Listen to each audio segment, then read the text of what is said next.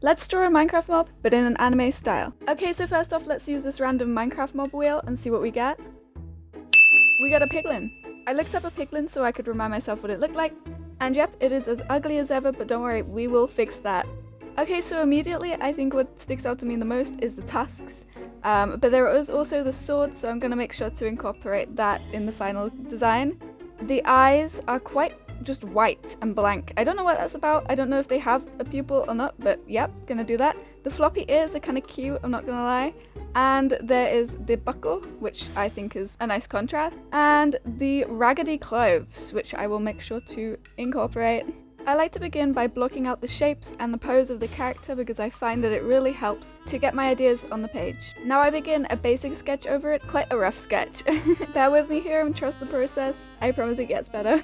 Now I sketch over the rough line art with a more cleaner version, as you can see here, making it all nice and neat and tidy and ready for the base colours. In order to get the base colours in, I first go in with a grey and just block it out because I find it easier to add the colours onto this using Alpha Lock. Alright, so now that's done, let's have a look at the colours, the actual colour scheme of this piglin. Here I am just drawing the colours literally directly from the avatar, which I think is very helpful. And I make it into a nice little neat cute colour palette at the bottom here, which I use for this character. Finally, here's when we get onto adding the colours in, which is where this drawing begins to look a lot more recognisable as a piglin in my opinion. Honestly, I find adding the base colours in to be the most satisfying part of digital art because it's just so clean and in the lines and really satisfying. Honestly, I could do it forever.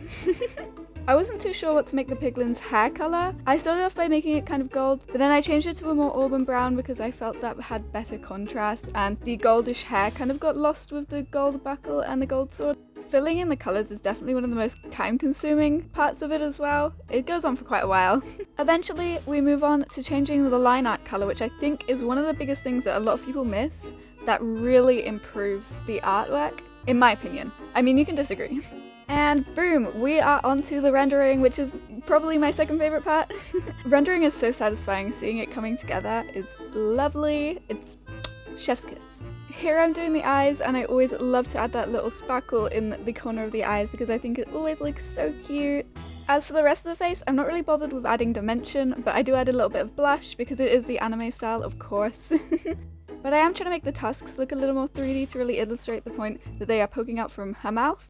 Then going in with some additional details, if you look at the skin on the piglin, you can see that there are lots of marks going across it, so I wanted to emulate that and I tried my best. I did the hair surprisingly quickly. I didn't even notice when editing it that I had done the hair at this point. I must have just been on some steroids that day.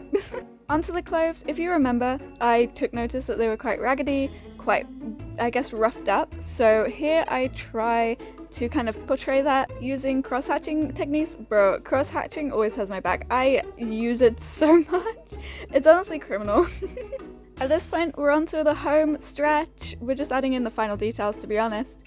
I do the sword, make it all like shiny and like metal as best as I can. I kind of struggle with drawing metal.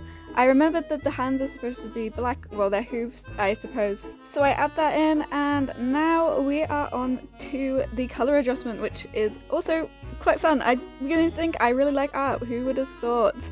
I find most of this fun.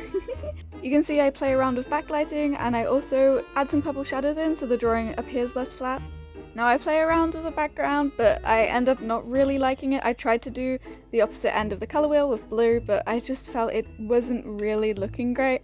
So I end up just emulating the light behind it and using the gold to make it look like she's coming out from, I don't know, a cave of gold, like Smaug. And here is the final result, a piglin turned into an anime character / in the anime style. Let me know if you think I was successful or if there's some things I can improve. I'm always looking forward to the comments. And thank you so much for watching till the end. If you did leave a star in the comments, because you are a star, and goodbye.